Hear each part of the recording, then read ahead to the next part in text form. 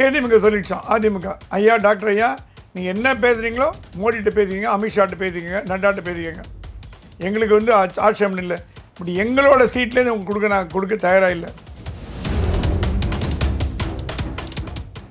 கூட்டு வேட்பாளர் அறிவிக்கிறதுலாம் ஒரு காமெடிங்க. அதெல்லாம் சீரியஸாக எடுத்துக்காதீங்க. சீமான் கூட தான் அடுத்த மாதம் அனௌன்ஸ் பண்ணுறோம். நாங்கள் 234 சீட்டுக்கு போட்டுருவார்.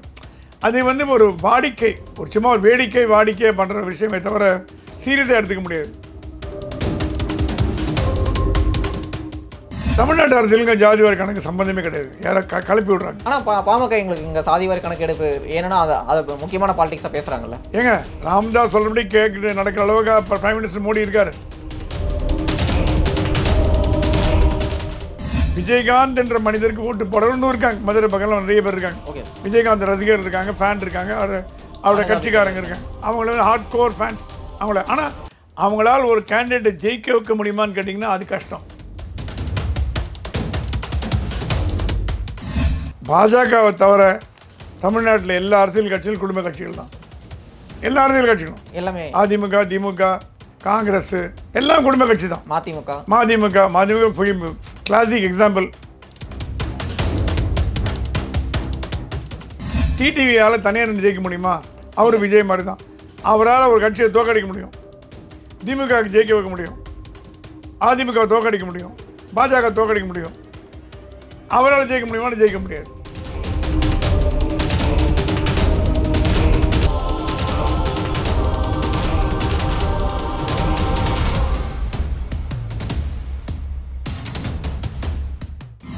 எல்லா பெஞ்ச் நேயர்களுக்கு வணக்கம். இன்னைக்கு நம்ம கூட மூத்த பத்திரிகையாளர் பிரகாஷ் எம் சாமி சார் இருக்காரு. அவர்கிட்ட கேட்க நிறைய கொஸ்டின்ஸ் இருக்கு, வாங்க கேட்போம். வணக்கம் சார். வணக்கம்.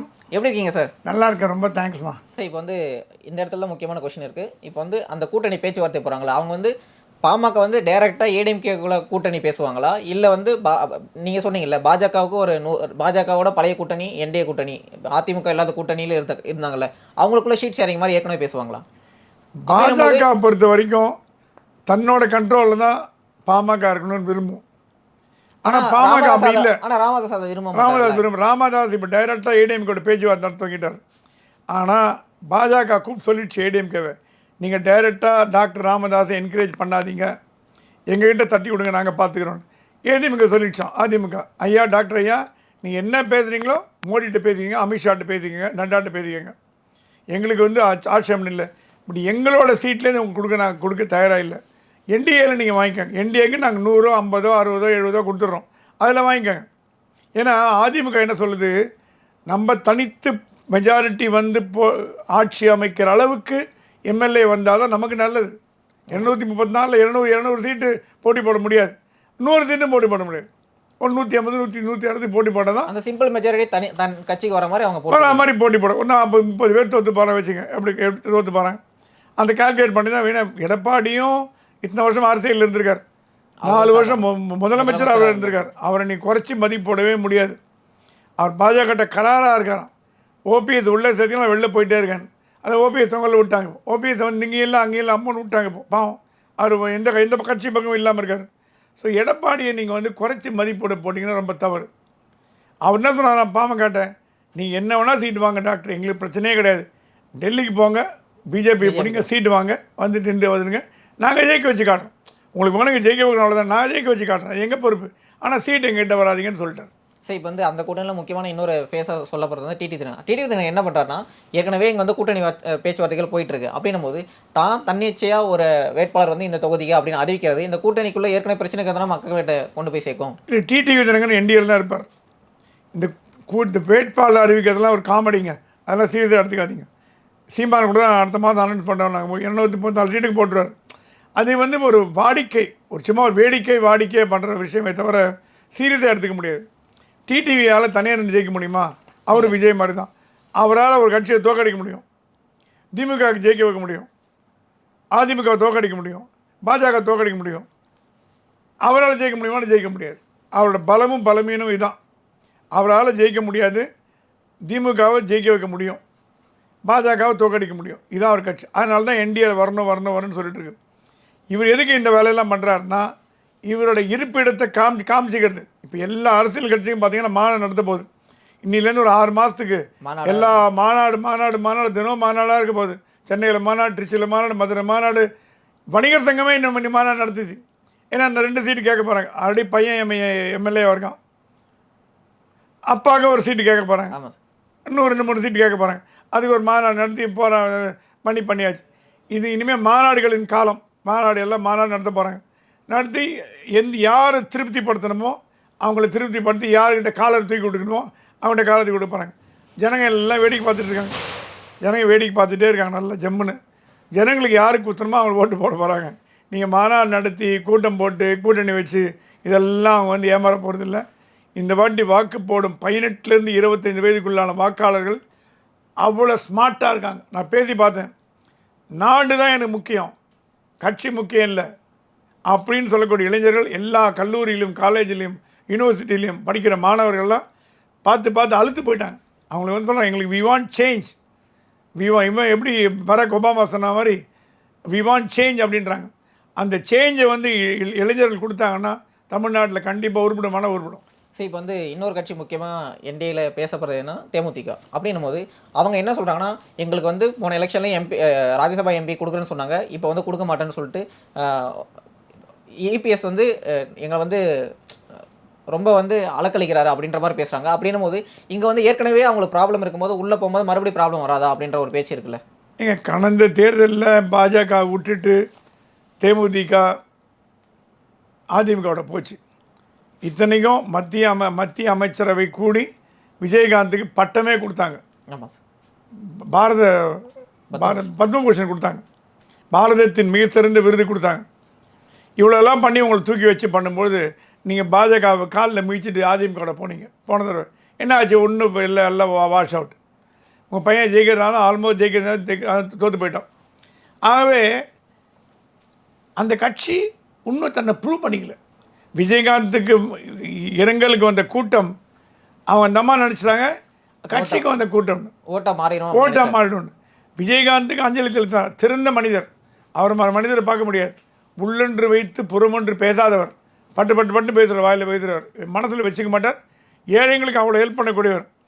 ஆனால் என்ன பிரச்சனைன்னா அவர் உடல் நலிந்து போன பொழுது தான் இவ்வளோ பிரச்சனை தொடங்க ஆரம்பிச்சு. அது ஒரு கட்சியை கட்டுக்கோப்பாக வச்சுருந்தார். எப்போ உடல்நலம் குன்றியதோ அப்போயே கட்சி கொஞ்சம் கொஞ்சமாக க்ஷீணமாகிட்டு வருது. இப்போ அவர் மறைந்த பிறகு ஃபேமிலி பார்ட்டி ஆகி போச்சு. மகன், அம்மா, தம்பி, மகன் 3 பேர் தான் கட்சியை ரன் பண்ணுறாங்க. இப்போ நல்ல தம்பி கூட ரிசைன் பண்ணுறதா இருந்தாலும் அப்புறம் ஏதோ கூப்பிட்டு உட்கார வச்சு சமாதானப்படுத்திருக்காங்க. பார்சாதி இருக்கார். வேறு பெரிய சொல்கிற அளவுக்கு பெரிய யாருமே இல்லை. ஸோ விஜயகாந்தால் ஓட் ஷேர், ஓட் பேங்க்கு அதெல்லாம் இருக்குமான்னு கேட்டால் பெருசாக ஒன்றும் இருக்காது. விஜயகாந்த் நல்ல மனிதர். அவர் ஏதோ தமிழ்நாட்டில் ஒரு கட்சி அப்படின்ற பேரில் மதிமுக அப்புறம் தேமுதிகங்கள ஒரு கட்சின்ற மாதிரி இருக்கலாமே தவிர ஒரு ஃபோர்ஸாக நீங்கள் அதை பார்த்தீங்கன்னா தப்பு. ஃபோர்ஸாக வைக்கிறது கஷ்டம். இப்போ தேமுதிக எடுத்துக்கிட்டால் இப்போ வந்து பிரேமலதா வந்து கட்சியோட தலைவராக இருக்காங்க. அப்படின்னும் போது அவங்க பையனையோ இல்லை அவங்க தம்பியையோ கட்சிக்குள்ளே கொண்டு வரது அங்கே இருக்கிறவங்களுக்கே மிகப்பெரிய பிரச்சனையாக இருக்குது. இதை வந்து மக்கள் எப்படி வைப்பாங்க? இதுவும் கிட்டத்தட்ட ஒரு திமுக பார்த்து குடும்ப கட்சின்னு சொல்கிறாங்கல்ல, அந்த மாதிரி தானே அந்த கட்சி மாறிட்டு வருது. அப்போ அவங்களுக்கான பர்செப்ஷன் வந்து குறையும் போது நம்ம ஏன் அவங்களை கூட்டணியில் வச்சுக்கணும் அப்படின்னு சொல்லிட்டு அதிமுகவோ பாஜகவோ நினைக்கலாம்ல. பாஜகவை தவிர தமிழ்நாட்டில் எல்லா அரசியல் கட்சிகளும் குடும்ப கட்சிகள் தான். எல்லா அரசியல் கட்சிகளும் எல்லாமே அதிமுக, திமுக, காங்கிரஸ் எல்லாம் குடும்ப கட்சி தான்.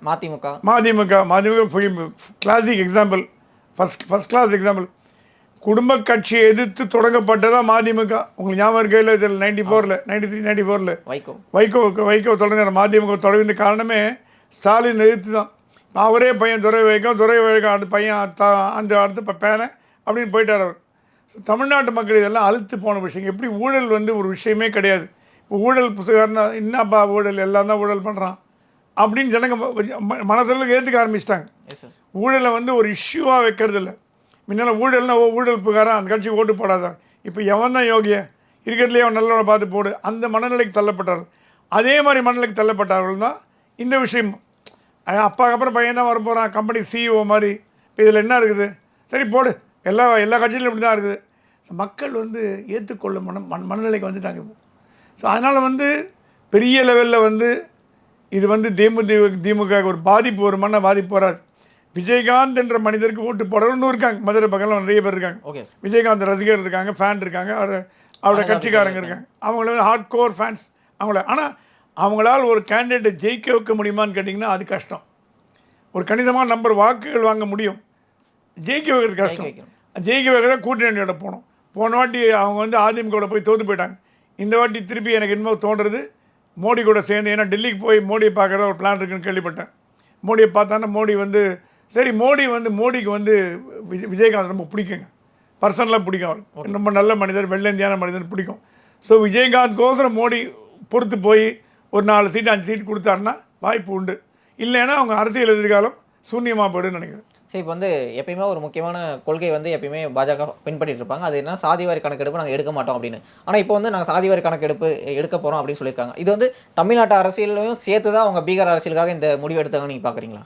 தமிழ்நாட்டு அரசியலுக்கு ஜாதிவாரி கணக்கு சம்பந்தமே கிடையாது. யாரை கலப்பி விடுறாங்க. ஆனால் பாமக எங்களுக்கு இங்கே சாதிவாரி கணக்கெடுப்பு ஏன்னா அதை முக்கியமான பாலிடிக்ஸாக பேசுகிறாங்கல்ல. பாமக சொல்லுது என்னால் தான் பண்ணாங்கன்னு சொல்லுது. சரி, சொல்லிட்டு போங்க. ஏங்க, ராம்தாஸ் சொல்கிறபடி கேட்குறது நடக்கிற அளவுக்கு இப்போ பிரைம் மினிஸ்டர் மோடி இருக்கார். அவங்க ஒரு கால்குலேஷனில் போகிறாங்க. அந்த கால்குலேஷன் பீகார் எலெக்ஷன் எல்லாருக்கும் தெரிஞ்ச விஷயம். நிதிஷ்குமார் சொல்லிட்டாராம் நமக்கு ஜாதி முக்கியம். பிஜேபியும் பார்த்தீங்கன்னா யூனிஃபார்மாக ஒரு கொள்கை வைக்கிறது இல்லை. ஒரு மாநிலத்துக்கு ஒரு கொள்கை வச்சுருக்காங்க. வெஸ்ட் பெங்காலுக்கு ஒரு கொள்கை, கேரளாவுக்கு ஒரு கொள்கை.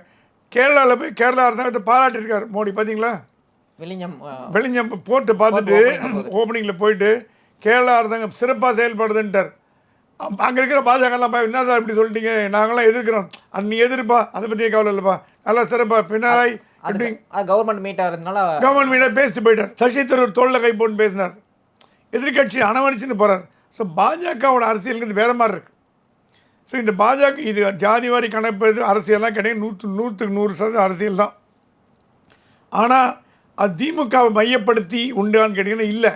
அவங்களுக்கு அரசியல் லாபத்துக்காக எடுத்துனாங்களே தவிர திமுக சொல்லிக்கலாம், என்னால் தான் மத்திய அரசாங்கமே இருக்குது, என்னால் தான் சாதிவாரி கணக்கெடுப்பு வந்தது, என்னால் தான் நீட் போச்சு, என்னால் தான் ஹிந்தி போச்சு, என்ன வேணால் கிளைம் பண்ணிக்கலாம்.